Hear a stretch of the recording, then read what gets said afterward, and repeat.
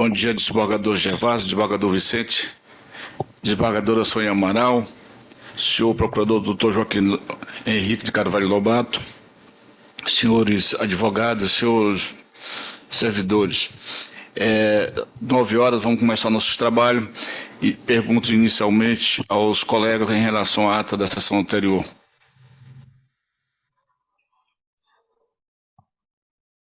Então, Aprovado. Chama a julgamento o primeiro processo de sustentação oral,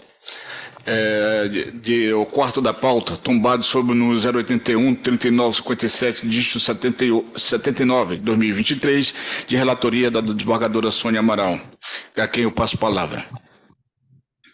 Bom dia, mais uma vez, senhores. Espera lá, eu acho que eu estou sem áudio. Não, estou de áudio. Só um minuto, por favor. Sim. Bom dia a todos mais uma vez, aos senhores advogados, senhores desembargadores, procurador, senhores funcionários e demais que nos ouvem e assistem, melhor dizendo, pela rede mundial de computadores. Trata-se de habeas corpus com pedido liminar, impetrado em favor de Altamirando Simão dos Santos Júnior, Alasson Simão dos Santos, Adson Simão dos Santos de Almeida e Leonardo Queiroz Venturini, contra a decisão proferida pelo juízo da Vara Única da Comarca de Olinda Nova, que, ao proferir sentença nos autos de origem, decretou a prisão preventiva dos pacientes para a garantia da ordem pública diante da gravidade concreta das condutas e do descumprimento das cautelares. Consta na inicial acusatória que no dia 9 de maio de 2022, por volta das 22 horas, no povoado Curva da Mangueira, município de Olinda Nova, uma das vítimas, no caso, vigia da empresa Endeconcil, estava no canteiro de obras da referida empresa quando foi rendida pelos pacientes que anunciaram o assalto. Após as outras vítimas, no caso, o motorista da construtora, chegarem ao local e estacionarem seus caminhões em fila no canteiro para descarregamento, ocasião em que também foram rendidos pelos pacientes, permanecendo sob restrição de sua liberdade por 7 horas. Segundo o apurado, além dos pertences pessoais das vítimas, no caso celular e uma certa quantia em dinheiro, foi subtraída uma máquina escavadeira Volvo L90 de propriedade da empresa Edeconcil e Steps. Por tais razões, os pacientes foram denunciados pela prática dos delitos previstos no artigo 157, parágrafo 2º, incisos 2 e 4, no caso, roubo qualificado pelo concurso de pessoas e restrição da liberdade das vítimas. Parágrafo 2º,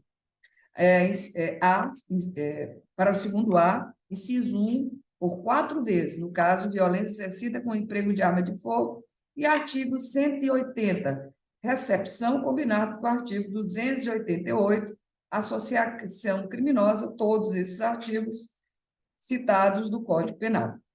Após regular a instrução processual, estes foram absolvidos pelos crimes de receptação e associação criminosa e condenados pelos crimes de roubo duplamente majorado, por 4 vezes, a 40 anos de reclusão em regime inicial fechado, tendo o juiz sentenciante, na oportunidade, decretado a prisão preventiva em desfavor dos pacientes. De habeas corpus, os impetrantes argumentam que, em que pese os pacientes terem sido colocados em liberdade por força de decisão em habeas corpus proferido anteriormente, o juiz de primeiro grau, em função da sentença condenatória e sem existir qualquer fato novo, decretou novamente a prisão preventiva em desfavor destes. Alegam ainda a inexistência dos requisitos autorizadores da decretação da prisão preventiva e que a gravidade do delito não tem condão de, por si, só justificar o ergástuo cautelar. Sustentam que as medidas cautelares apontadas pelo magistrado de base como descumpridas sequer foram por eles impostas. Explica que, na espécie, a decretação da prisão também é ilegal, porque, nos termos do artigo 283 do Código de Processo Penal, só poderia ser imposta após o trânsito em julgado da condenação. E, por fim, alegam que detêm condições pessoais favoráveis, como primariedade, bons antecedentes, família constituída, trabalho lícito e endereço fixo. A medida liminar foi indeferida, o doutor Joaquim Carvalho Lobato deu parecer, opinando pelo conhecimento e denegação da ordem. Esse é o relatório, senhor presidente. Obrigado, desembargadora Sônia Amaral. Vou passar a palavra para você, o ilustre advogado, pelo prazo de 10 minutos, mas antes, porém, para fim de registro, decline o seu nome e a OAB para fim de registro. Boa tarde, Excelência, tudo bem? Leif Soares de Oliveira, OAB 41707, GO, Goiás. Obrigado, Excelência. Eu gostaria de iniciar aqui cumprimentando a todos, na pessoa do novo presidente aqui presente, os serventuários da Justiça, os advogados aqui presentes, e agradecer a colaboração dos serventuários que me motivou a estar aqui hoje presente, deslocando de Goiás para estar aqui fazendo essa sustentação com Vossa Excelência. Excelência, o caso em si, a minha vinda até o estado do Maranhão, não é porque eu tenho o brilhantismo de uma sustentação. Simplesmente é o caso requer, em função de 4 inocentes estarem sendo condenados em função do que eram e não do que fez, né? O caso, como já explanou a nobre desembargadora, é um fato que nos traz de Olinda Nova, né? Que foi ocorrido um roubo lá, e que inicialmente tiveram os 4 acusados como supostamente os autores, né? Até mesmo um deles sem ter nunca pisado aqui no estado do Maranhão, né? Contudo, o processo tramitou de uma forma até por falta de contingência lá na comarca, ele tramitou de uma forma assim irregular, no sentido de que ele foi uma morosidade muito grande em relação ao processo, sem observação de alguns critérios, né? Até a observação da reanálise da prisão dos pacientes, tendo em vista que todos estavam presos preventivamente. Assim foi impetrada uma ordem de habeas corpus, onde foi indeferido, porém foi determinado que se fizesse a reanálise da necessidade da prisão preventiva. Mesmo a determinação do Tribunal de Justiça, o juiz a qual não fez, né, deixando a desejar, logo a desembargadora concedeu a ordem em um outro HC impetrado, colocando os pacientes em liberdade. Assim que foram colocados em liberdade, foi determinado que também cumprisse as cautelares diversas da prisão. Nesse interim, no período de 10 dias ao ser colocado em liberdade, o juiz sentenciou, chegando ao patamar de 40 anos de reclusão, um fato até que me faz lembrar uma obra de Victor Hugo, que é Os Miseráveis, que independente dos predicativos dos réus, mesmo sendo primário, uma pena de 40 anos, né? Eu acredito que nem se tivesse ocorrido ali um latrocínio chegaria a uma pena tão alta nesse sentido. E aí, utilizando até de algumas questões que não estão dentro do processo, eu com todo respeito, a devida vênia, é uma questão até mentirosa no decreto.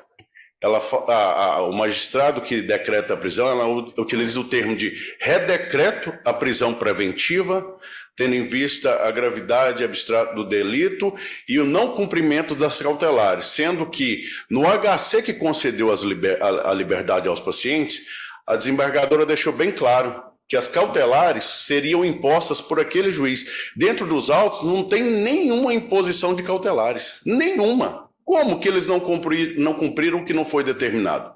Logo, seria impossível. E assim, vendo essa situação, eu vejo que é uma questão até, acredito que seja, uma questão pessoal, porque não cuidou do processo durante todo um período de quase um ano. Assim que a desembargadora coloca em liberdade e vem até usando esses termos que eu achei até um pouco ofensivo, redecreto, como se tivesse ficado ofendida por ter a desembargadora colocado em liberdade por uma questão de legalidade, uma falta de reanálise de uma prisão. E até utilizando de termos que não contém dentro dos autos, dizendo que os pacientes não estariam ali cumprindo. Nem foi determinado, volto a frisar que nem foi determinado as cautelares. Então, por que eu vi hoje aqui no estado do Maranhão clamar por justiça? Porque não pode. Eu acredito que, meu Deus, tão honrado o estado, eu acompanhei aqui por diversos outros processos aqui, mesmo sendo de Goiás, eu acredito que o que está ocorrendo ali na comarca de Nova Olinda não deve prosperar. E não existe os motivos ali para esse novo redecreto de prisão preventiva. Eu acho até que, de uma forma assim, desrespeitosa até o termo, né? Coloca-se como se tivesse ofendido com aquilo que foi feito. Então, excelências, o que eu venho aqui pedir hoje, clamar hoje por vossas excelências, é a análise dos autos, tendo em vista aí que o decreto prisional não se ampara, não tem amparo nos fundamentos que foi avocados, e assim eu peço que seja hoje concedido novamente a liberdade dos pacientes. O processo, igual eu informei a vossas excelências, já está em grau de recurso, já fiz a interposição da apelação, já apresentei as razões, até mesmo pela dimensão da pena que foi imposta aos pacientes. Não suscitei questões de nulidade dentro do HC, até mesmo porque isso eu deixei para colocar na questão da apelação, porque nessa questão desse majoramento de pena, existe um conflito sobre a questão do concurso formal e material, mas já foi suscitado, já está em autos próprios aí, que posteriormente irei fazer aqui novamente a sustentação oral nesse recurso de apelação. Assim, sem tomar o tempo de vossas excelências, eu peço que seja restabelecido a liberdade dos pacientes, impondo as cautelares, tendo em vista que eles têm os predicativos para poder responder, independentemente do patamar da pena. Não é motivo para que eles se evadam de cumprir a sua reprimenda, se assim acharem que eles são culpados. Assim, eu peço que seja expedido alvará de soltura, 2 para o estado de Goiás, 1 aqui para o estado do Maranhão, tendo em vista que foi recambiado 1, e um salvo-conduto para um que se encontra supostamente foragido, né, porque não foi recapturado nesse sentido. Eu agradeço aqui todos pela atenção e que tenham um bom dia de trabalho a todos. Obrigado, doutor. Doutor Joaquim Henrique de Carvalho Lobato, procurador de Justiça. Senhor presidente, senhores desembargadores, advogado que estava até alguns segundos na tribuna. Aqui, doutora Sônia, Vossa Excelência que é relatora, percebe-se que, ainda que não tenham sido os 4 condenados por associação criminosa, é evidente que eles se uniram, sim, para ir para um interior pequeno, talvez o advogado não conheça, Olinda Nova talvez seja um dos menores interiores do Maranhão, quando a renda per capita bem baixa, talvez até o próprio tribunal, no futuro, até renove essa questão de ser comarca, porque é muito pequena, é muito próximo de São João Batista, e eles entraram numa construtora, além de coagir as vítimas, além de assaltarem, pais do Dr. Sebastião Bonfim quiseram levar uma escavadeira, que é uma máquina imensa, grande. Nas alegações orais feitas agora pelo advogado, brilhantemente, que eu parabenizo, ele disse que um deles nunca conheceu o Maranhão. E como que eles foram presos em flagrante? Eles foram presos em flagrante lá em Goiás? Não pode. Eles foram presos em flagrante porque eles estavam no Maranhão.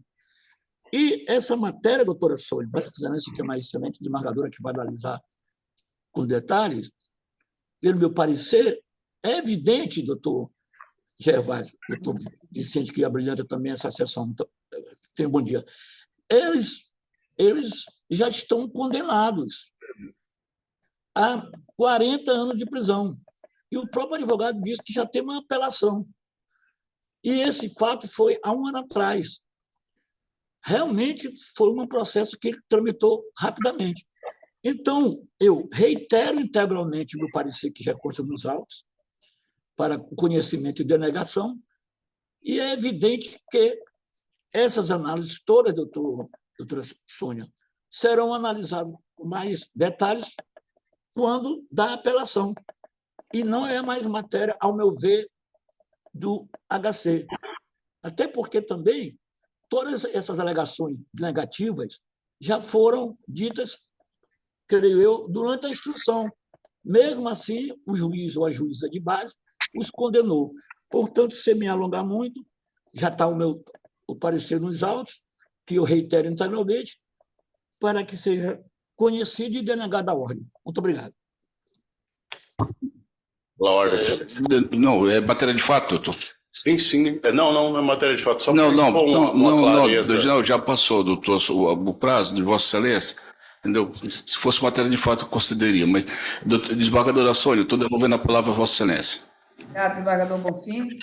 Passo, portanto, a leitura do meu voto. Compulsando os autos, verifique que os pacientes foram postos em liberdade antes da prolação da sentença, exclusivamente em razão do excesso de prazo para a revisão da necessidade de manutenção da prisão preventiva. Trata-se do habeas corpus de número 081-140896-2023, cuja decisão liminar é da minha autoria e foi proferida no 1º de 6 de 2023. Portanto, repito, aquele momento, quando concedi a liminar, não ingressei nas questões dos requisitos. Simplesmente uma questão formal que se faz necessária, que a revisão da manutenção ou não da preventiva tinha sido deixado à margem pelo juiz de primeiro grau. Portanto, não houve cessação da necessidade de prisão por ausência dos requisitos do artigo 312 e 313 do Código de Processo Penal, mas tão somente o relaxamento por excesso de prazo. Ocorre que, em 2023, o magistrado de primeiro grau prolatou a sentença condenatória e decretou a prisão preventiva dos réus, ora pacientes. Isso consta no ID número 9530-1698 dos autos de origem, explicitando que esta se fazia necessária pelos seguintes motivos. Primeiro, os réus praticaram vários ilícitos em estado diferente, atuando com modus operandi diferenciado. Segundo o argumento utilizado pelo juiz de base, as circunstâncias concretas do caso, que o crime teria sido cometido com uso de violência e grave ameaça, pela utilização de arma de fogo com auxílio de um caminhão motorizado. E terceiro, não ter os acusados comparecido em juízo para a fixação das medidas cautelares. E quarto, e finalmente, inviabilidade material de fixação de medidas cautelares. Inicialmente, quanto ao suposto descumprimento das medidas cautelares apontadas na decisão como fato novo a justificar o ergasto dos pacientes, tenho que o magistrado de primeiro grau incorreu em desacerto. E, nesse ponto, concordo com o argumento utilizado pelo nobre advogado. Digo isso porque, de acordo com a decisão por mim proferida, nos autos do habeas corpus já citado, ao determinar a substituição da prisão cautelar dos pacientes por medidas alternativas, designei ao juízo de origem a incumbência de defini-las, tendo este sido cientificado da referida decisão no mesmo dia, ou seja, 1º de junho, via malote digital, mas restando silente quanto à determinação, deixando, portanto, de cumprir a decisão oriunda do 2º grau. O fato é que os pacientes foram postos em liberdade sem a fixação de medidas alternativas pelo juiz a corpo, situação que, por óbvio, não pode ser imputada à parte, tampouco se valeu o magistrado de tal circunstância para concluir que os pacientes infringiram uma determinação que sequer existe no mundo jurídico. Não obstante, as considerações delineadas acima é de se registrar que o juízo de primeiro grau não se valeu apenas de tal argumentação, mas foi objetivo ao destacar o perigo que os pacientes representariam à sociedade caso permanecessem soltos, apontando a gravidade concreta da conduta, possibilidade de reiteração delitiva, já que estes respondem a outros processos e outros estados, bem como ter entendido pela insuficiência da aplicação de medidas alternativas diversas da prisão ao caso. É que a decretação da prisão preventiva está condicionada à presença simultânea do fumus delicti, consubstanciado na presença da materialidade e dos indícios da autoria, e do perigo libertatis, que pode ser traduzido na necessidade de se comprovar a existência de pelo menos um dos requisitos descritos no artigo 312 do Código de Processo Penal, circunstâncias observadas pelo magistrado acó em sua decisão. Necessário também esclarecer que o fato de os pacientes estarem em gozo de liberdades antes da finalização da instrução não impede o decreto de prisão preventiva no ato de prolação da sentença, quando o juiz indicar concretamente a motivação para o encarceramento, o que verifico ser o caso dos presentes autos. Outro sim, a existência dos motivos ensejadores da prisão preventiva, decretá-la por ocasião da sentença condenatória, especialmente quando o regime aplicado ao réu para cumprimento da pena é o fechado. Na espécie, entendo que a prisão, os termos sustentados pelo magistrado, além de estar fincada em pressupostos não mais indiciários da materialidade e autoria delitiva, porque o processo já foi sentenciado e o réu condenado, encontra-se devidamente fundamentada, ainda que de modo sucinto, nos pressupostos autorizadores previstos no artigo 312 do Código de Processo Penal. Quanto ao perigo libertatis, constato que a decisão ressaltou a necessidade da constrição para a garantia da ordem pública, considerando a gravidade concreta das condutas perpetradas, devido ao modus operandi,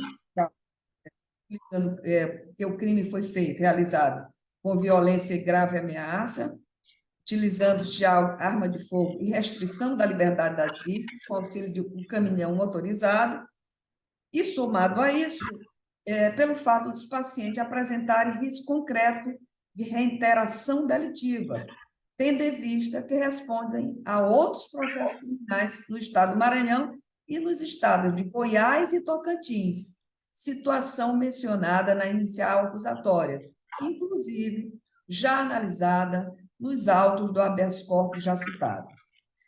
E aqui detalha a situação de cada um. Altamirando Simão dos Santos Júnior e Alasson Simão dos Santos, que talvez sejam até irmãos, responde a outra ação em trâmite na primeira vara da comarca de Caxias, de número 080-997975-2021, a qual apura a prática do crime de porte ilegal de arma de fogo, de uso permitido e disparo de arma de fogo em via pública. Consta ainda que Altamirando Simão foi autuado no município de Guaraí, Tocantins, no mês de março de 2021, pelos crimes de adulteração de sinal identificador de veículo automotor, uso de documento falso, receptação e porte ilegal de arma de fogo de uso permitido. E no município de Palmas, ainda em Tocantins, em setembro de 2020, pelos crimes de resistência, desobediência e evadice do local do acidente para fugir à responsabilidade penal ou civil, conforme extratos do SINES, Sistema Nacional de Informações de Segurança, juntado aos autos de origem no ID 7593-3057. Alasson Simão dos Santos, além da ação penal mencionada no item A, também responde ao processo criminal número 015-016-807-2019, na comarca de Rialma, Goiás, pelo crime de receptação cometido em 28 de 11 de 2019 e em coautoria com o paciente Leonardo Queiroz Venturini. Vale ressaltar que o referido delito se consumou sob o mesmo modus operandi identificado na apuração dos autos originários. Os referidos pacientes foram flagrados na condução de um caminhão transportando 2 pás carregadeiras e alguns rolos de fio de cobre, objeto que confessaram ser produto de crime de roubo. Sendo, portanto, a possibilidade concreta de reiteração delitiva, sendo este motivo hábil a ofender a ordem pública, o que corrobora a necessidade da manutenção da segregação cautelar. Ainda que assim não fosse, o fato de os pacientes ostentarem outras considerações favoráveis por si só não é suficiente para desconstituir a custódia cautelar, sobretudo nos casos em que se encontram presentes outros requisitos de ordem objetiva e subjetiva que autorizem a decretação da medida extrema, conforme entendimento já pacificado no Superior Tribunal de Justiça. É o caso do paciente Adson Sumão dos Santos Almeida, que, embora não se tenha constatado a existência de outras ações criminais ajuizadas em seu desfavor, tanto o Supremo Tribunal como o Superior Tribunal de Justiça já se pronunciaram no sentido de que não há ilegalidade na custódia devidamente fundamentada na periculosidade do paciente para a garantia da ordem pública e face do modus operandi da gravidade concreta da conduta, sendo esse o caso do presente auto. E aqui cito as decisões do STJ nesse sentido. Em caso, portanto, em que pese ter os pacientes respondido ao processo em liberdade, durante uma curta parte da instrução, a decretação da preventiva somente por ocasião da sentença condenatória não está evada de qualquer ilegalidade a ser sanada, porquanto a decisão indicou os elementos concretos que embaçaram a segregação cautelar, estando devidamente fundamentada nos termos do artigo 312 do Código de Processo Penal, conforme já assinalado, razão pela qual deve ser mantida, e aqui só para resgatar. O nobre advogado começou a sua defesa falando e refutando a questão da autoria. E aqui é bom se lembrar, e já que o advogado já propôs a apelação, que o habeas corpus não é um momento oportuno para se discutir essa questão. E reafirmo, portanto, que aquela minha soltura inicial se deu por formulações diferentes da que ora discutimos. Se deu especificamente por excesso de prazo reconhecido naquela ocasião na avaliação da prisão preventiva. E não é o caso da manutenção, portanto, dessa prisão que ora reconheço. Nesses termos, e por tudo exposto, conheço do presente habeas corpus e, no mérito, denego o voto, senhor presidente. Obrigado, senhora desembargadora Sônia Amaral. Como voto o desembargador Vicente Castro. Meu bom dia a todas e a todos. Senhor presidente, não há o que acrescentar ao primoroso voto da eminente desembargadora Sônia Amaral, por isso eu não tenho dúvida em acompanhá-la, também nos termos do parecer do Ministério Público, denegando a ordem aos pacientes. Eu também estou acompanhando a relatora em todos os seus termos, parabenizando pelo voto. Por unanimidade, a Egrégia Terceira Câmara Criminal julgou, conheceu e denegou a ordem de habeas corpus. Obrigado, doutor.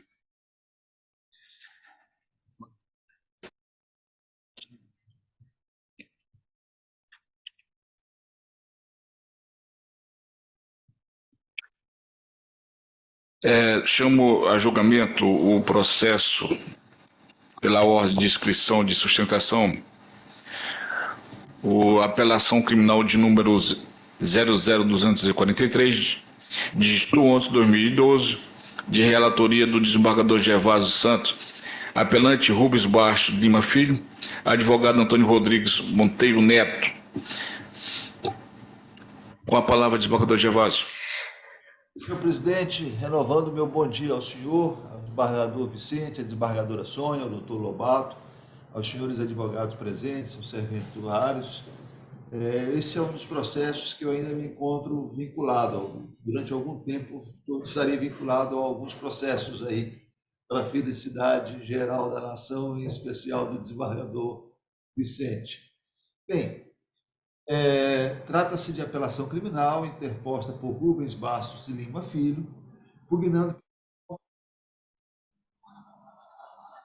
Comarca de Santa Quitéria do Maranhão, que por infração ao artigo 217-A, caput, combinado com o artigo 71 do Código Penal, o condenou a pena de 8 anos de reclusão em regime semiaberto, assegurando o direito de recorrer em liberdade.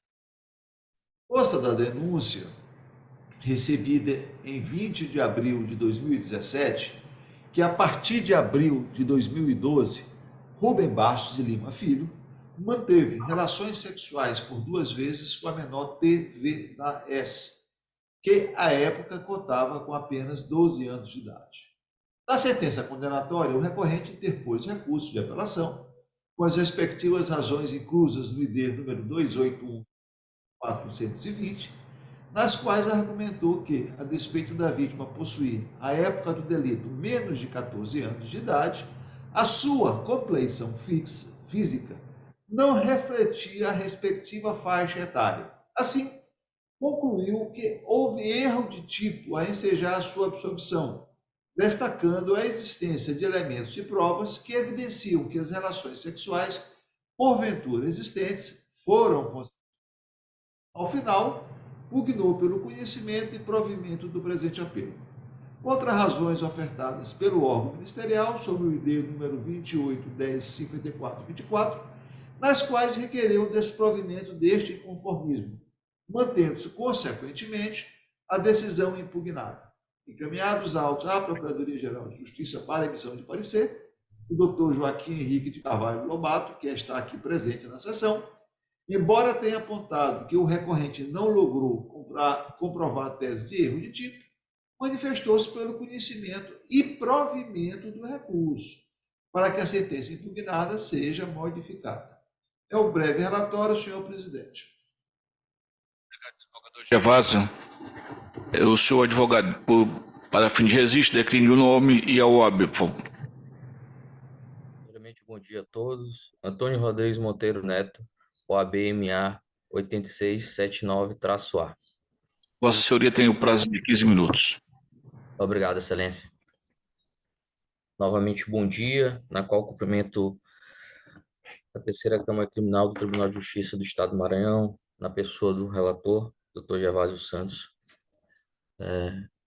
Como bem informado pelo doutor relator, desembargador Dr. Gervásio, trata-se de um crime na qual o apelante, o senhor Rubens Bastos, ora está sendo imputado de ter cometido crime de estupro de vulnerável. De forma bem simplória, trago a esta douta terceira Câmara que o apelante agiu em erro. Haja vista que as provas dos autos levam perfeitamente à presente conclusão.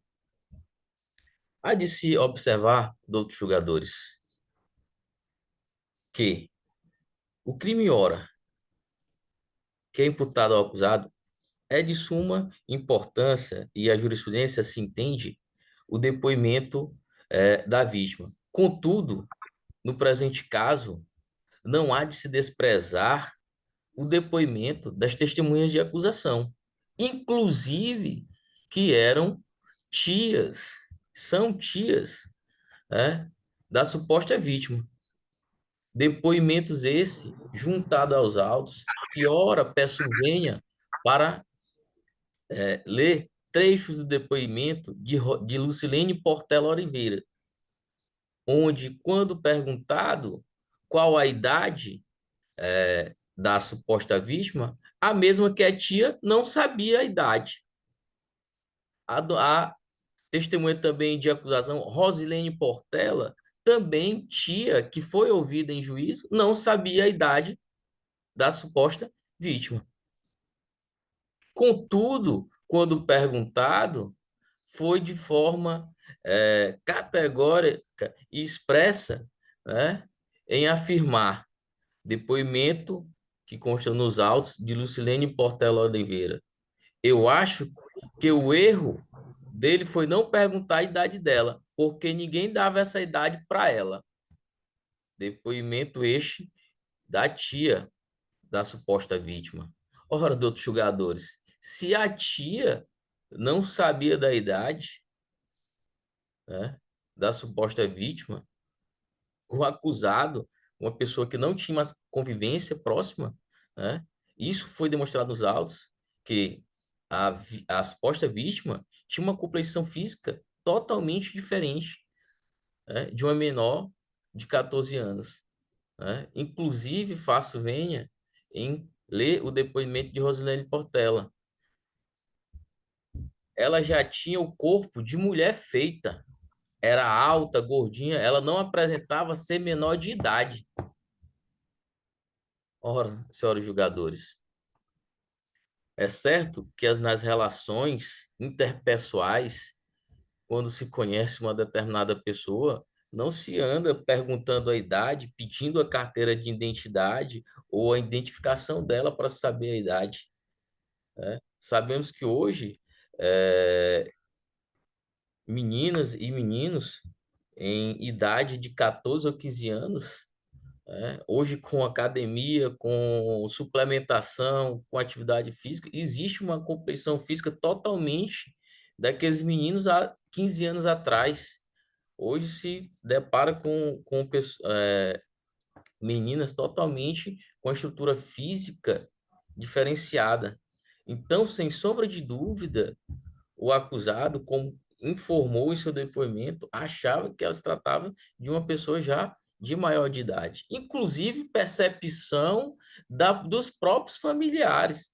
As testemunhas de acusação ali ouvidas são tias. Inclusive, a suposta vítima, conforme nos autos, residia na casa das tias. Desta forma, sem sombra de dúvida, o acusado agiu aí em erro. Inclusive, Excelência, a presente tese existe respaldo em jurisprudências, né? Inclusive em recurso especial do Supremo Tribunal de Justiça, ora trazido na presente apelação. Desta forma, a defesa requer o provimento do presente apelo, haja vista que o apelante agiu e foi induzido em erro. É assim que se requer o provimento do presente apelo e que seja absolvido de acordo com o pedido da apelação. Obrigado, Excelência. Obrigado, doutor. Doutor Lobato, a palavra com Vossa Excelência para emitir seu parecer. Ou confirmo.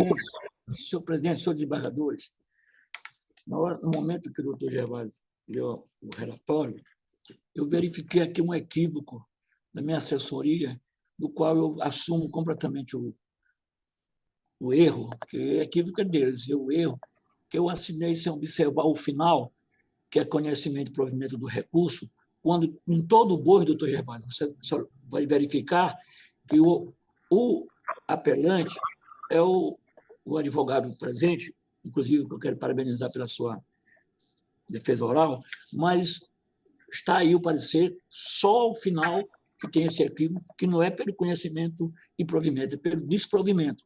Por quê? Porque nesses casos de estupro de vulnerável do desembargador Sebastião e do desembargador Vicente, se presume que a jovem é menor de idade, e isso tudo foi dito durante a instrução.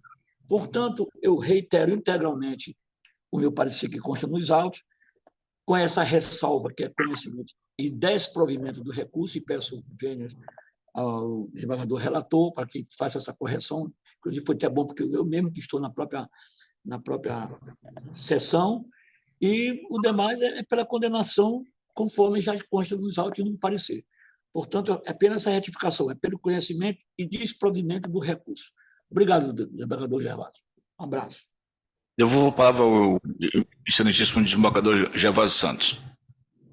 Senhor presidente, inicialmente as minhas gratulações ao advogado que fez a sustentação oral, De fato, o parecer ministerial ele tinha esse equívoco, mas de qualquer maneira a conclusão, e eu tinha que me referir no voto do meu relatório sobre a conclusão alcançada.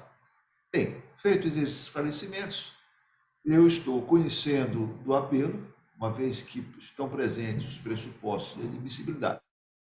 Como relatado, e o apelante Rubens Bastos Lima Filho, ele foi condenado a pena de 8 anos de reclusão, em regime, ou seja, pena mínima, em regime inicial semiaberto, pela prática do crime previsto no artigo 217-A do Código Penal, porque, sem dúvida, e isto é um fato que praticamente é incontroverso, ele manteve relações sexuais por pelo menos 2 vezes com uma menor de 12 anos de idade à época.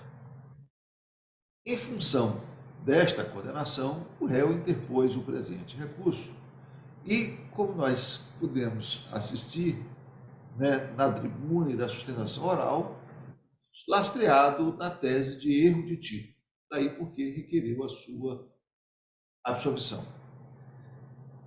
Como eu disse, o apelante não nega que tenha efetivamente mantido relação consensual. O réu e a vítima mantiveram um relacionamento amoroso e a relação sexual foi, sem dúvida, de forma consentida. Mas a questão de fundo do presente recurso consiste em saber se o acusado tinha conhecimento de que a vítima era menor de 14 anos à época dos fatos ocorridos em 2012. Palavras. Busca-se saber se o apelante ocorreu em erro sobre o elemento constitutivo do tipo penal previsto no artigo 217-A. Segundo o artigo 20, o erro sobre o elemento do Código Penal, o erro sobre o elemento constitutivo do tipo legal de crime, exclui o dolo, mas permite a punição por crime culposo segundo a lei. E aí, a matéria doutrinária sobre o tema, e eu faço apenas referência ao que diz Rogério Sanches Cunha. Quando assinala que ocorre erro de tipo, quando a gente ignora ou tem conhecimento equivocado da realidade.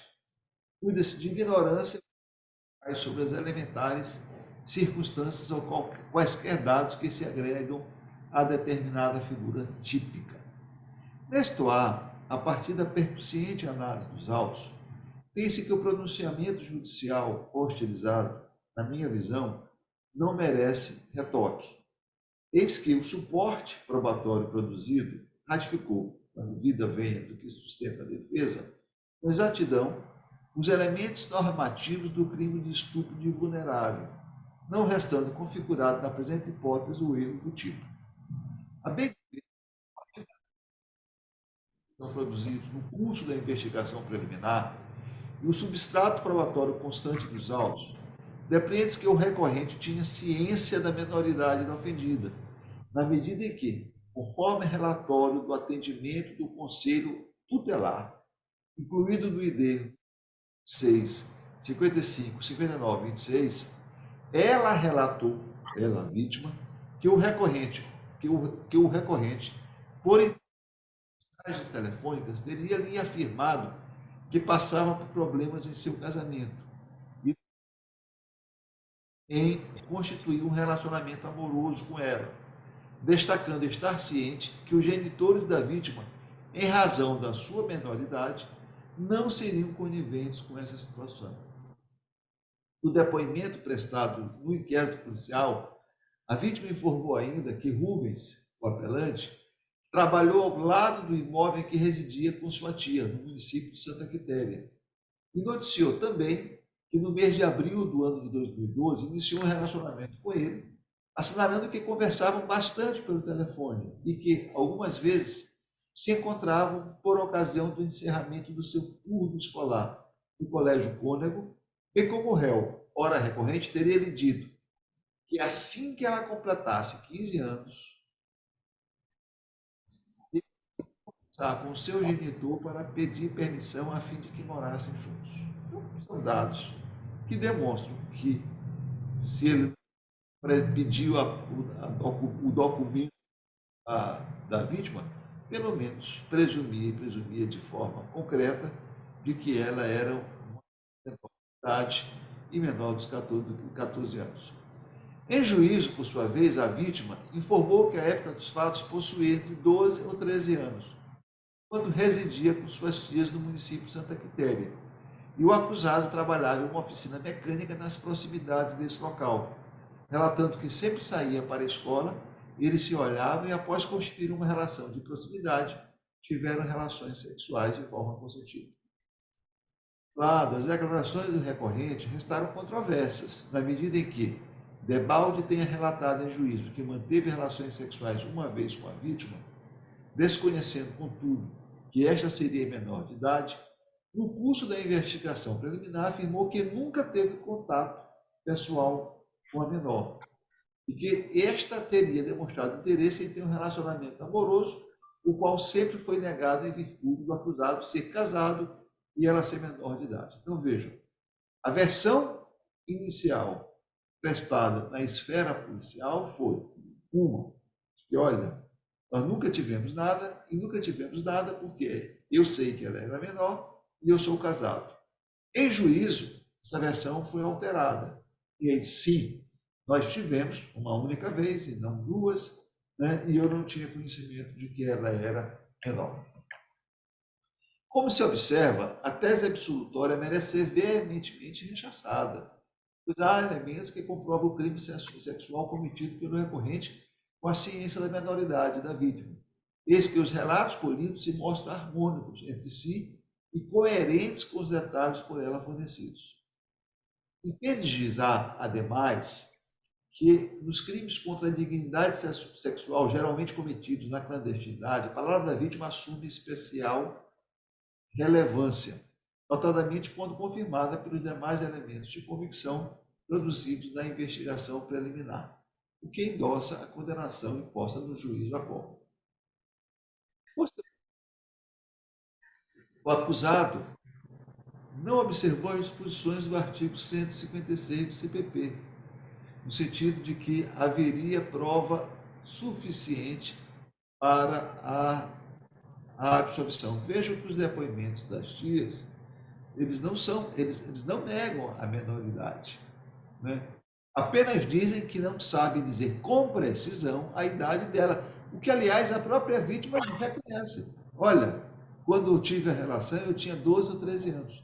Mas o dado aí, essencial, é que era abaixo dos 14 anos.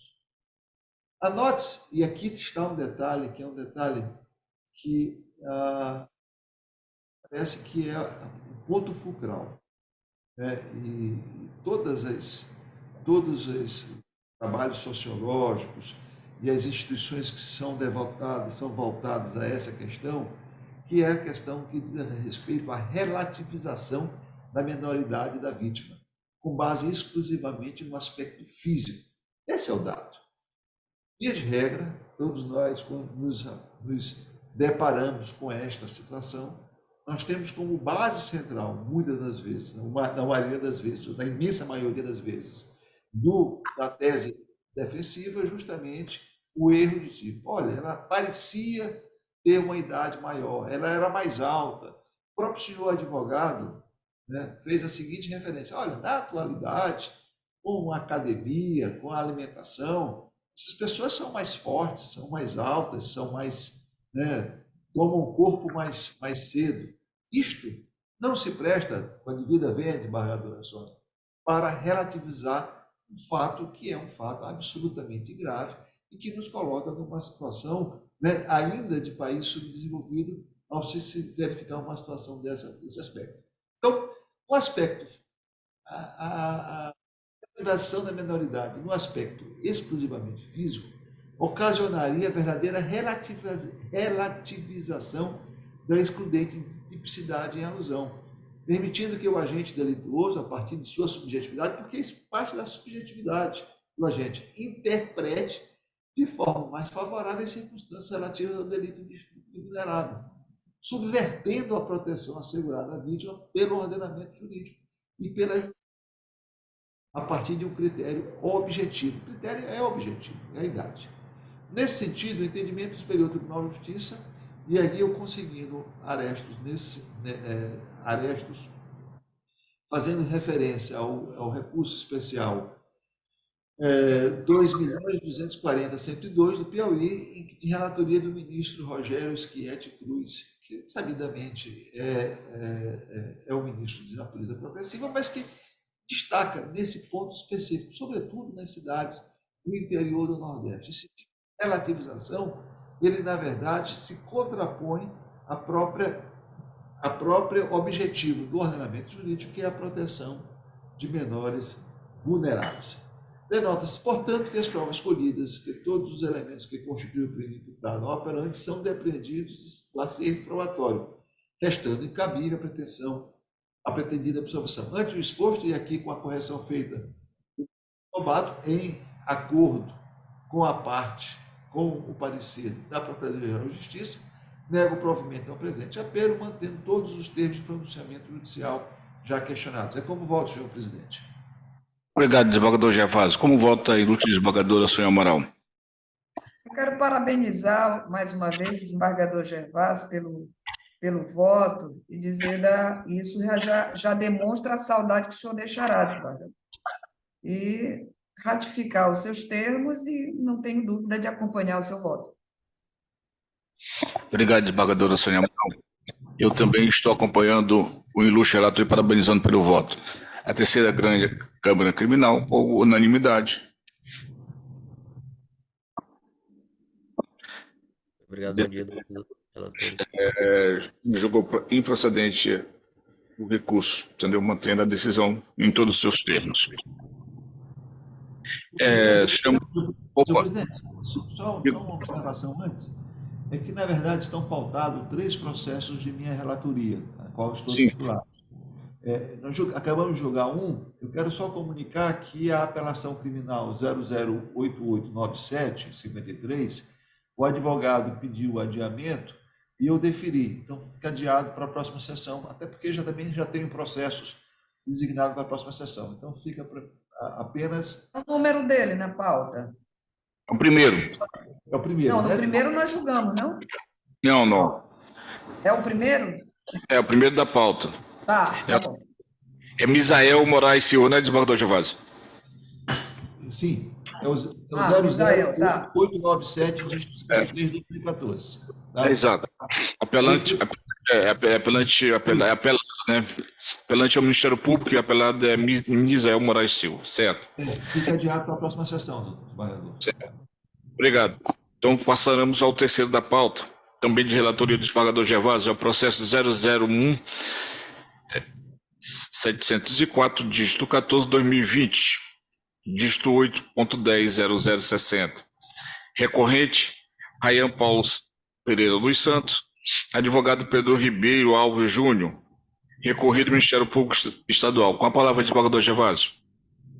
Senhor presidente, trata-se de recurso em sentido estrito interposto por Rayan Paulo Pereira dos Santos, em face da decisão de pronúncia exarada no bojo da ação penal 00170414/2020, em trâmite perante a primeira vara criminal da comarca de Timor, na qual o recorrente figura como acusado da prática de crime previsto no artigo 121, parágrafo 2º, incisos 2 e 4 do Código Penal, tendo como vítima Raimundo Donato Feitosa da Silva. Em sede de razões recursais, o indiciado requeriu sua impronúncia, alegando a ausência de indícios suficientes de autoria em seu desfavor. Subsidiariamente, pugnou pela exclusão das qualificadoras previstas no artigo 121, parágrafo 2º, incisos 2 e 4 do Código Penal. Ao apresentar suas contrarrazões, o órgão ministerial de base rechaçou os argumentos delineados, alegando que as provas colhidas nos autos demonstram a existência da materialidade do crime de homicídio e dos indícios de autoria do recorrente, bem como a presença das referidas qualificadoras. O magistrado singular, exercendo a faculdade disposta no artigo 589 do Código de Processo Penal, manteve o deciso recorrido em todos os seus termos, determinando a remessa do feito ao egrégio Tribunal de Justiça. Encaminhados os autos à Procuradoria-Geral de Justiça para emissão de parecer, a doutora Maria Luísa Ribeiro Martins opinou pelo conhecimento e desprovimento do relatório, senhor presidente. Não tendo sustentação oral, doutor Lobato, hein? Tem a palavra para o ilustre advogado para fazer a sua sustentação oral em 10 minutos. Obrigado, excelências. Eu quero inicialmente cumprimentar aos eminentes desembargadores da Terceira Câmara Criminal do Estado do Maranhão. Quero, em especial, cumprimentar o relator, desembargador Gervásio dos Santos Júnior. Doutor, desculpa, inicialmente o seu nome e a OAB por fim de registro. OAB PI 18576, Anderson Kleber Cruz de Souza. Obrigado, desculpe aí pela interrupção. Continua com a palavra.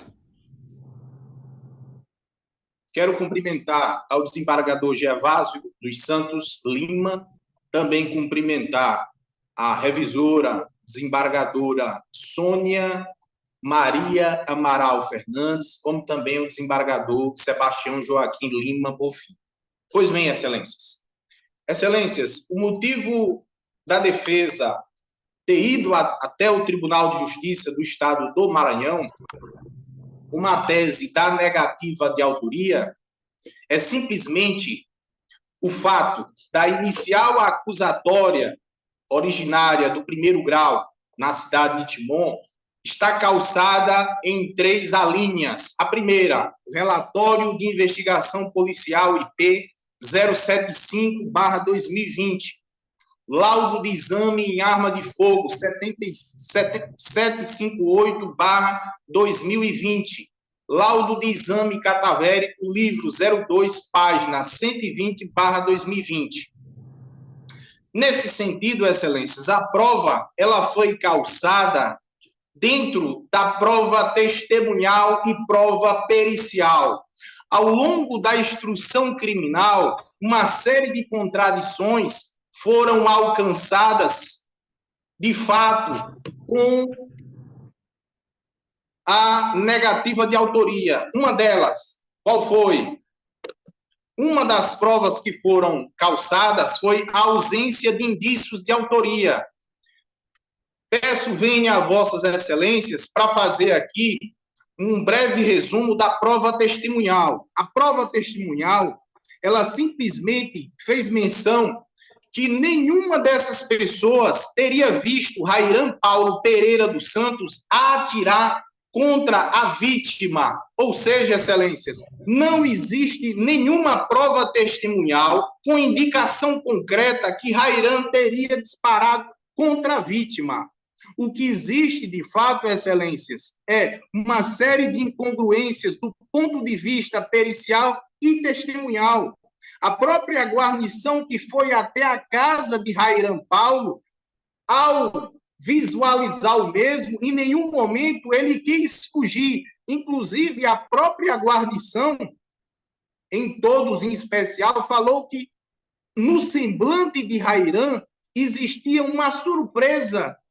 Porque, excelências, quando se está diante de um suposto autor, o primeiro fato que chama a atenção é o suposto autor sair do local. Em nenhum momento Rairan sai do local na sua residência para se evadir do local, e muito menos sabia da existência que tinha disparado contra quem quer que seja, excelências. Isso dito pela prova testemunhal, lá na fase de instrução criminal, policial militar que atendeu a ocorrência. Outro fato que chama a atenção, excelência, é a prova pericial. O percurso, de fato, feito pelo projétil, ele teria atingido a vítima a quase 100 metros, em meio encaminhado para o fabricante. Houve a resposta, inclusive está nos autos, que o máximo de efetividade desse projeto seria 50 metros. O projeto ele transfixou, excelências, ou seja, mais algo que a defesa traz, pugnando pela procedência do recurso e provimento, considerando que não existem indícios de autoria no quesito prova testemunhal e também no quesito prova pericial. Inclusive, a defesa juntou um laudo pericial, fazendo um contra-ataque ao laudo da própria Polícia Civil, que não houve preservação do local. Não houve preservação do local de crime, excelências. Ou seja, o que é que diz a doutrina policial sobre a ausência desse exame? Ele fica dentro daquela margem da quebra da cadeia de custódia, excelências. Outro ponto também que chama a atenção é que o exame de corpo de delito fala em uma transfixação, o que a própria Taurus, ela indica que a efetividade da onde estava o suposto autor, que não disparou, ele disparou para cima. A região alcançada era uma região de criminalidade muito alta, de facções criminosas, que esse advogado aqui não vai fazer citação, mas, excelências, não existe, ninguém viu Rairan disparar contra a vítima. Houve uma abordagem policial, por ser policial militar, mas o disparo ele foi no ângulo que era impossível atingir a suposta vítima. Ou seja, excelência, com essa máxima, com esse desdobramento da negativa de autoria, e também quero aqui, com a máxima vênia, fazer alusão à decisão judicial de piso, que simplesmente fundamenta no indúbio pró-societar e nos pequenos indícios que foram encontrados, só pelo fato de Rairan ter disparado, excelências. O que deixa, excelências, esse advogado em uma situação muito delicada, porque a única sustentação judicial de piso, ela foi calçada no indúbio pró-societar. Ou seja, excelência, o indúbio pró-réu simplesmente ele foi deixado de lado com todo o corpo processual probatório que foi juntado aos autos, onde não traz nenhum indicativo que Rairan teria disparado contra essa pessoa. E ele disse acertadamente que em um momento disparou na direção, disparou para cima, e dentro do objeto pericial não se tem nenhuma lógica, inclusive da própria perícia que foi juntada aos autos, que aquele disparo que estava num ângulo totalmente diferente do qual a vítima foi atingido, esse projeto ele teria a capacidade de atingir a suposta vítima na região no qual foi encontrada, excelências. É dentro dessa margem que a defesa chama a atenção de vossas excelências para que o recurso, ora acostado em segundo grau, ele traz a negativa de autoria e a defesa aqui sustenta de maneira firme que todo objeto que foi fabricado em fase de primeiro grau, pelo órgão acusatório e pela própria Polícia Civil, não existe nenhum indício de autoria que possa levar para uma decisão de pronúncia. Então, é com essas palavras, de forma humilde, que a defesa pede a vossas excelências o provimento desse recurso para que Rairan não vá a júri popular, excelência. Porque tanto o aspecto testemunhal como o aspecto pericial, em nenhum deles existe uma congruência, existe uma harmonia. O que existe são pequenos detalhes que foram colocados em seu prejuízo, aonde a sentença judicial de piso simplesmente faz menção em dúbio pró-societar, mas nenhum elemento probatório firme foi trazido aqui aos autos para confirmar que Rairan, de fato, teria atirado e acertado Raimundo. Ou seja, excelência, o órgão acusatório de primeiro grau não trouxe sequer um elemento para confirmar que Rairan teria atirado. A defesa, inclusive, juntou um laudo pericial que está acostado aos autos, onde traz toda um caminho processual com trajetória seguida do projeto que era impossível alcançar. A própria Taurus disse o seguinte, que é impossível, na posição no qual ele estava, e atingir a vítima a quase 100 metros, esse projeto ter atingido, excelências. Ou seja, com toda essa roupagem científica, probatória que foi produzida na fase de primeiro grau, A defesa pede aqui o provimento do rese para que possa esse cidadão ir para sua casa tranquilamente e viver a sua vida normal, porque não teve nada a ver com o disparo que teria atingido Raimundo. Esse é o pedido da defesa. Procurador doutor Lobato, manifestação da Procuradoria. Senhor presidente, senhores desembargadores, advogado que esteve até alguns segundos na tribuna, eu vou ser breve. Trata-se de recurso de distrito, doutor Gervásio, doutor Bonfim, doutora Sônia, que a competência originária, conforme a Constituição Federal, é do Tribunal de Júri. Para a sentença de pronúncia, os magistrados de base, doutor Sebastião Bonfim, Vossa Excelência, que é um excelente magistrado e trabalhou muitos anos na base, doutor Gervásio, idem, doutora Sônia também, idem, é preciso só que tenha a materialidade e a autoria do delito. A materialidade se comprova com o exame cadavérico e a pessoa que, lamentavelmente, foi assassinada lá no Timon. E a autoria, há só, conforme o Código de Processo Penal, indícios, doutor Gervásio. E esses indícios, conforme o parecer da doutora Maria Luísa, que eu estava lendo enquanto o nosso advogado estava na sentença, na tribuna, tem 4 testemunhas que foram ouvidas durante a instrução, que deram embasamento ao magistrado de base para que o levasse o senhor Rairan para ser julgado pelo Tribunal de Júri. Portanto, sem muito me alongar, eu imagino, com as provas que eu tenho aqui, que o denunciado deve ser julgado pelo Tribunal de Júri e todas essas alegações do advogado Anderson, agora na tribuna, serão feitas lá no juízo competente.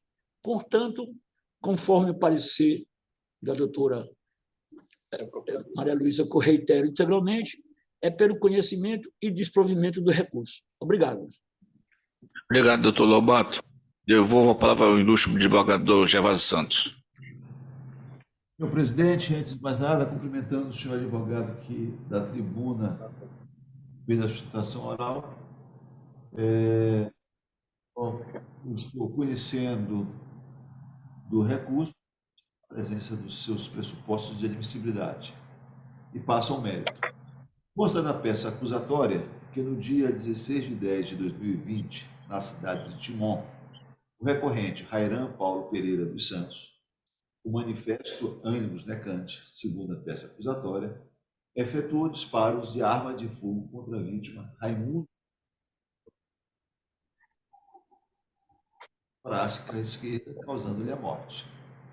Gervásio, desembargador Gervásio, me permite? Não? O senhor podia falar um pouco mais alto, então, mais próximo, está meio ruim. Eu vou repetir, então, Consta da peça acusatória que no dia 16 de 10 de 2020, na cidade de Timon, o recorrente... A senhora está ouvindo? O recorrente Rairan Paulo Pereira dos Santos, com manifesto ânimos necante, efetuou disparos de arma de fogo contra a vítima Raimundo Nonato Feitosa da Silva, atingindo-lhe a região torácica esquerda, causando-lhe a morte.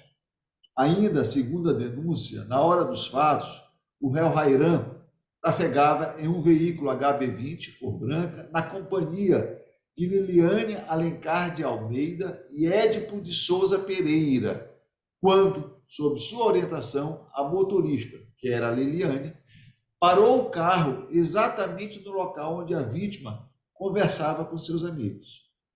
Logo em seguida, o acusado teria anunciado que era policial e, com uma arma de fogo na cintura, determinou que todos colocassem as mãos na cabeça. Aqui já abre um parênteses para dizer o seguinte: ele não estava em serviço. Ato contínuo, ele não estava em serviço. Ato contínuo, o recorrente teria sacado a arma de fogo, enquanto a denunciada Liliane Alencar gritava para que ele matasse a todos. circunstância que fez com que os rapazes saíssem correndo. Neste momento, o denunciado teria efetuado 2 disparos, não foi só um, 2 disparos, sendo um deles na direção da vítima, atingindo-lhe nas costas, e o outro, provavelmente, para o alto. O ofendido foi encaminhado para a UPA, mas não resistiu aos ferimentos vindo a óbito. Comunicados os fatos à Polícia Militar, os agentes obtiveram êxito na captura dos suspeitos, sendo estes conduzidos à delegacia e autuados, presos em flagrante delito. Pronunciado, o réu Rairan Paulo Pereira dos Santos manejou o presente recurso, pleiteando a sua despronúncia de acordo com os argumentos apresentados pela defesa e reiterados aqui da tribuna pelo senhor advogado. E, subsidiariamente, requereu a exclusão das respectivas qualificadoras. É preciso que se observe que, nos termos do artigo 413 do Código de Processo Penal, o juiz pronunciará o acusado se convencido da materialidade, e aqui que é o detalhe, indícios, a existência de indícios suficientes da autoria ou da participação. Assim, no caso concreto, obedecendo à interpretação literal do aludido normativo, o juiz, ao pronunciar, não precisa, não deve e, aliás, nem pode emitir um juízo de certeza, subsistindo apenas a obrigação de apontar os pressupostos supracitados, indícios de autoria e materialidade, declarando o dispositivo legal em que julgar em curso o acusado e especificar as circunstâncias qualificadoras. Registro que a própria defesa da tribuna reconhece que há indícios, embora ele chame tais indícios de pequenos indícios. Constata-se, portanto, que a decisão da pronúncia limita-se a um juízo de admissibilidade. Aqui nós não vamos dizer se ele é culpado, se ele é inocente. O que cabe nesta fase? Dizer que há indícios de autoria. E a decisão final caberá ao tribunal do júri. Repito, o próprio advogado, na tribuna, reconhece que há indícios, embora, repita-se, ele chame de pequenos indícios. Caso concreto, observe-se que o magistrado singular averiguou a materialidade da infração penal diante do laudo de exame cadavérico, no qual consta como causa da morte o choque hipovolêmico hemorrágico, provocado por ação, perfuro contundente, disparo de arma de fogo. Além disso, destacou o boletim de ocorrência, da Polícia Militar, o auto de apresentação e apreensão e o laudo de exame em arma de fogo. Ou seja, tudo isso para constatar a materialidade, sem quebra da cadeia de custódia. Até aí. Quanto aos indícios de autoria, o juiz afirmou sua convicção com base nos depoimentos prestados, tanto em sede policial quanto em juízo. Mormente, e aqui faço questão de citar, e a leitura dos autos permite tal conclusão. As testemunhas Marcos Rodrigues Nunes Neto, Leonardo Feitosa da Silva, Carlos Souza da Costa, Alisson Luiz da Silva Costa, Carlos Fernando Santos Souza, Augusto Nascimento Pereira dos Santos e aquele que estava dentro do veículo em que conduzia o recorrente, Édipo de Souza Pereira, que confirmaram a dinâmica dos fatos. Além disso, o magistrado destacou o interrogatório da denunciada Liliane Alencar, no qual ela recordou ter ouvido os disparos de arma de fogo. Quanto ao imputado Rairan, o juiz enfatizou que este não negou ter realizado o disparo de arma de fogo no dia e horário do crime, mas tão somente contestou a direção do tiro, aduzindo que o fez mirando para cima. O fato é que a única pessoa que atirou no momento foi Rairan, e a vítima foi morta com ação da perfuração de um tiro. Então, são elementos suficientes para demonstrar, indícios suficientes para demonstrar a possibilidade de levar o fato à sua seara natural, que é o tribunal do júri. Assim como bem delineado, deciso recorrido, constata-se que o arcabouço probatório constante nos autos comprova a existência de indícios suficientes de autoria aptos a fundamentar a decisão de pronúncia. mais aprofundada das provas implicaria em exame do mérito da causa, de competência exclusiva do Conselho de Sentença, razão pela qual deve ser mantida a decisão do Tribunal de Pronúncia, submetendo a julgamento do Tribunal do Júri. Então, aqui não se trata apenas de aplicação do indúbio pro societatis, né? Aqui há elementos, há indícios concretos que permitem concluir pela presença de indícios aptos a levar ao Tribunal do Júri. No que concerne à supressão das qualificadoras correspondentes, de igual modo, tal petitório não merece guarida, tendo em vista que o Superior Tribunal de Justiça já pacificou o entendimento de que, após o proferimento da decisão de pronúncia, tal medida só se admite se esta for manifestamente improcedente, situação que não se verifica no caso concreto. Na espécie, o juiz indicou fundamentadamente haver indícios de que o acusado teria incorrido na qualificadora do motivo fútil, não havia, né? Diante das informações contidas nos autos, que apontam até o momento que o crime teria sido praticado sem causa aparente, pois não haviam evidências de que os indivíduos estivessem praticando algum crime, ou mesmo que teriam colocado em risco a integridade do acusado ou de terceiros. De igual modo, o juiz Acó demonstrou a existência da qualificadora do recurso que impossibilitou a defesa.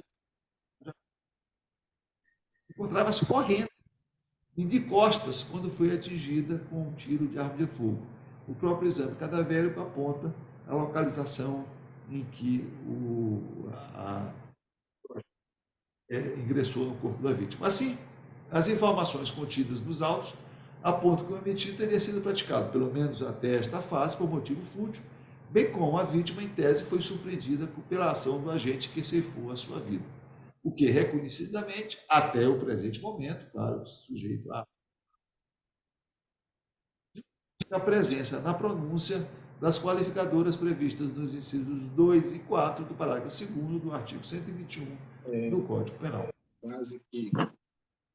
Esse registro compreende que o julgador de origem evidenciou os elementos que conduziram o seu convencimento acerca dos indícios de autoria e materialidade da infração imputada à recorrente, ao exarar a pronúncia, de modo que caberá aos jurados dirimir qualquer incerteza sobre os aspectos circundantes dos fatos, avaliando inclusive a incidência, ou não, das aludidas qualificadoras em caráter definitivo. Ante exposto, e de acordo com o parecer ministerial, conheço do presente recurso, porém nego o provimento, mantendo incólume a decisão de pronúncia guerreada. Este é meu voto, senhor presidente. Obrigado, desembargador Gervásio Santos. Ilustre revisora, desembargadora Sônia. Não. Eu acompanho integralmente o relator, senhor presidente. Eu também estou acompanhando o relator e assim, a terceira Câmara, por unanimidade, negou o recurso interposto. Chamo o julgamento. Obrigado, excelências. Obrigado. Desembargador Gervásio, obrigado mais uma vez pela sua presença. Você sabe que você sempre enriquece aqui os nossos debates. Não? Já estamos com saudade. Peço licença aí para me despedir, né, deixando um grande abraço ao desembargador Vicente, desembargadora Sônia, ao senhor, ao procurador Lobato, ao nosso secretário, desejando a todos um excelente final de semana. Grande abraço. Obrigado, Gervásio. Desembargador Gervásio. Chama a julgamento o habeas corpus 081 7319 dígito 89 2023, em que é paciente Erinaldo Araújo Guimarães, advogado Marcelo Mota da Silva, impetrado juiz de direito da comarca de Ituriaçu. Senhora desembargador Sônia Amaral, senhor desembargador Vicente, o impetrante requer aqui uma prisão domiciliar porque estava doente e tal, e eu já tinha até lançado o meu voto, mas essa semana ele impetrou uma petição, ajuizou uma petição, aliás, interpôs uma apelação dizendo que o juiz Acó liberou, né? Liberou, e eu estou simplesmente homologando a desistência. Ele requeriu aqui a desistência, considerando que o paciente já se encontra em liberdade. E é como eu estou votando aqui homologando nos termos do artigo 319, inciso 28 do Regimento Interno do Tribunal de Justiça. Como voto do desembargador Vicente? De acordo. Desembargadora Sônia Amaral? Também de acordo, desembargador. Chama a julgamento o habeas corpus 080, tombado sob o número 081-8420/64, 2023. Origem de processo de execução penal. Paciente, o Alice, a seção Queiroz, impetrante Antônio Fonseca da Silva, impetrado juiz da primeira vara de execução penais de São Luís. Minha relatoria.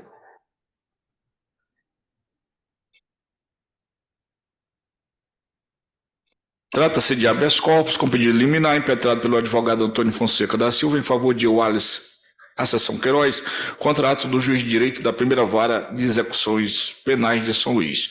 Esclarecidos os autos que o paciente cumpre pena definitiva de 12 anos e 1 mês e 15 dias de reclusão em regime inicialmente fechado nos autos do processo de execução 03880/2011. O impetrante alega em síntese que o paciente realizou diversos pedidos ao juiz da execução, tais como progressão de regime, saídas temporárias e livramento condicional, os quais, contudo, seguem sem apreciação. Acrescenta que interpôs agravo de execução e até a presente data não houve recebimento e o juízo de retratação pela autoridade coatora. Diante disso, sustenta que a situação carcerária do apenado é ilegal, ao que requer devidamente no mérito que seja determinado ao juiz da execução a apreciação dos pedidos formulados em favor do ora paciente. Instruir a peça de diz com os documentos que entendeu pertinentes à análise do caso. Em decisão de D 28688077 foi concedida medida liminar, determinando que seja oficiado o juiz da primeira vara das execuções penais de São Luís para que aprecie os requerimentos formulados pelo ora paciente nos processos executórios tombado sobre o número 013-880, dígito 88, 2011, no prazo de 5 dias, no sentido de processar e julgar eventos constantes, no CIEU, e de número 208, dígito 1. A Procuradoria-Geral de Justiça, em parecer da lavra da eminente procuradora Regina Maria da Costa Leite, opinou pelo conhecimento e concessão em definitivo da presente ordem em favor de Wallace, a seção Queiroz, que determinou ao juiz da primeira vara de execuções penais de São Luís o prazo máximo de 5 dias para que apreciasse os requerimentos formulados pela defesa. É o relatório. Como não tem sustentação, o doutor Joaquim Henrique de Carvalho Lobato para parecer. Confirma o parecer, doutor? Confirmo integralmente o parecer, doutor Sebastião. Obrigado. Obrigado, doutor Lobato. Senhor desembargador, o conhecimento do habeas corpus é esse que apresente os seus pressupostos processuais de admissibilidade. Conforme relatado, o paciente cumpre pena definitiva de 12 anos, 1 mês e 15 dias de reclusão em regime inicial fechado, nos autos do processo de execução número 03880, dígito 88, de acordo com o último relatório de situação carcerária, o apenado alcançou a previsão de progressão de regime a partir do dia 30 de 5 de 2023, apresentando pedido de progressão de regime em 16 de junho de 2023.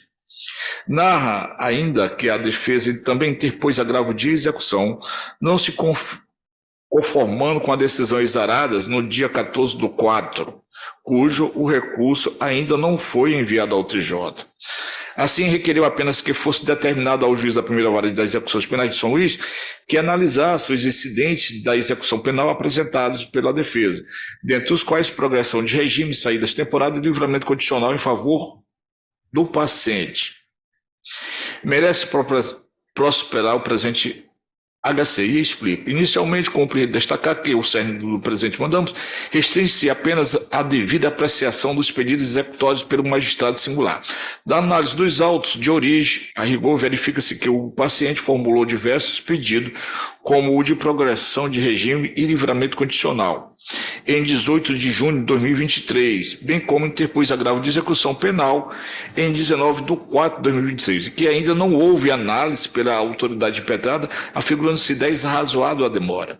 Com efeito, vale ressaltar que a apreciação de tais pedidos deve ser realizada com presteza, consoante entendimento das Cortes Superiores, pois é direito do preso, o acusado em processo penal, ser julgado em prazo razoável sem dilatação indevidas, em conformidade com a Constituição da República. Nesse contexto, resta demonstrado o constrangimento ilegal ao direito de ir e vir do paciente, decorrente da demora irrazoável para impulsionamento do pedido de progressão de regime apresentado pela defesa, interposto há mais de 4 meses, e que se encontra sem qualquer impulso oficial, configurando uma verdadeira negativa de prestação jurisdicional. Vale destacar que, adiante da demora injustificada para a análise do pedido de progressão de regime, impõe-se a concessão de ordem para determinar a análise imediata do aludido pleito pelo magistrado competente sob pena de ofensa ao disposto no artigo 5º, inciso 78 da Constituição Federal. Ante o exposto, confirma a liminar deferida e, de acordo com o parecer da Procuradoria-Geral de Justiça, conheço e concedo presente ordem de habeas corpus para determinar que o juiz impetrado, que impulsione o feito com urgência e visando a análise do pedido de progressão de regime e dos demais requerimentos em questão protocolado nos autos do processo de executório de número 013.880, dígito 88/2011, e inserido no inciso 208.1, em 19/4/2023. E 219.1 em 18/6/2023, ambos no CIEU, ex-vido do artigo 654, parágrafo 2º do Código de Processo Penal. Oficio ao juiz de origem comunicando a confirmação da liminar anteriormente deferida em favor do paciente. É como voto, senhor presidente. É como voto, senhor desembargador. Como voto, desembargador Vicente? Com Vossa Excelência, senhor. Desembargadora Sônia Amaral? Desembargador Bonfim, no movimento número... Desembargadora Sônia, não estou ouvindo a senhora. Desculpa. No movimento número 235, datado de... agora, recente, talvez seja por isso, datado do dia 28/9/2023, o juiz decidiu sobre esses assuntos. Então, ele decidiu sobre a remissão, sobre a progressão e sobre as saídas temporárias. Porque no seu voto... Oi? Cumprindo a liminar que foi dada. Isso, cumprindo a liminar. Porque me parece, salvo o melhor juízo, o senhor me corrige, que no seu voto agora em definitivo, Vossa Excelência fala, assim eu entendi, que essa decisão, apesar da liminar conferida, ainda não teria sido cumprida. E eu me preocupei em olhar essa questão, porque seria o caso de a liminar não tendo sido cumprida, de encaminhar, inclusive, para a corregedoria. Mas não é o caso, né? No dia 28/9, então o caso seria só uma ação da liminar concedida. Exato. O que ocorre, desembargadora Sônia, é que ele só fez isso agora no dia 29. O processo o voto já tinha sido lançado, né? E eu também, como eu conheço o juiz, eu liguei para ele que ele tomasse essas providências. Não, ele fez agora dia 28, é verdade. Por isso que eu acompanho Vossa Excelência, mas é só ratificação da liminar, já que ele cumpriu a decisão. Sim, ele cumpriu, e ele não tinha nem cumprido a liminar. Eu que liguei para ele pessoalmente, tive para ele que ele já tinha recebido, e aí eu acho que nem... Bem, ele deliberou, dia 28/9 ele deliberou. Sexta-feira. Vossa Excelência está concedendo a ordem com ratificação da liminar. Com ratificação da liminar, exato. Bom, desembargador, eu acompanho Vossa Excelência nesses termos que eu acabo de explanar. Obrigado, desembargadora Sônia, desembargador Vicente. Esse era o nosso último processo. E desejando aí, como diz o desembargador Gervásio, um bom final de semana a todos nós e declarando encerrada a nossa sessão presencial de hoje. Bom dia a todos e até quarta, né? Quarta-feira nos reunimos. Pelo menos não o doutor Joaquim, mas doutor Sebastião Bonfim e doutor Vicente estaremos reunidos de novo. Um abraço a todos. Bom dia a todos. Bom início de semana para todos.